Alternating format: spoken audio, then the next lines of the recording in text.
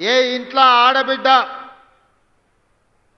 ప్రశాంతంగా ఉంటుందో, ఏ ఇంట్లో ఆడబిడ్డకు రక్షణ ఉంటుందో, ఏ ఇంటి పెత్తనం ఆడబిడ్డ చేతిలో ఉంటుందో ఆ ఇల్లు గొప్పగా రాణిస్తుంది.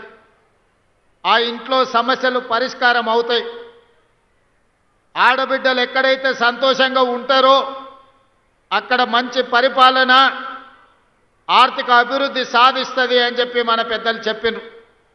అందుకే ఈనాడు ప్రజాపాలనలో ఇందిరమ్మ రాజ్యంలో ఆడబిడ్డల్ని ఆర్థికంగా నిలబెట్టాలి, ఆడబిడ్డలు ఆత్మగౌరవంతో బ్రతకాలి, ఆడబిడ్డలు చదువుకోవాలి, ఆడబిడ్డలు ప్రభుత్వ ఉద్యోగాలలో రాణించాలి, ప్రజా పరిపాలనలో వాళ్ళ పాత్ర ప్రత్యేకంగా ఉండాలి అని ఈనాడు మన ప్రభుత్వం సంఘాల సభ్యులతో పాటు ఇతర ఆడబిడ్డలందరినీ కూడా అభివృద్ధి పదం వైపు నడిపించడానికి ఎన్నో సంక్షేమ పథకాలు, అభివృద్ధి కార్యక్రమాలను తీసుకోవడం జరిగింది.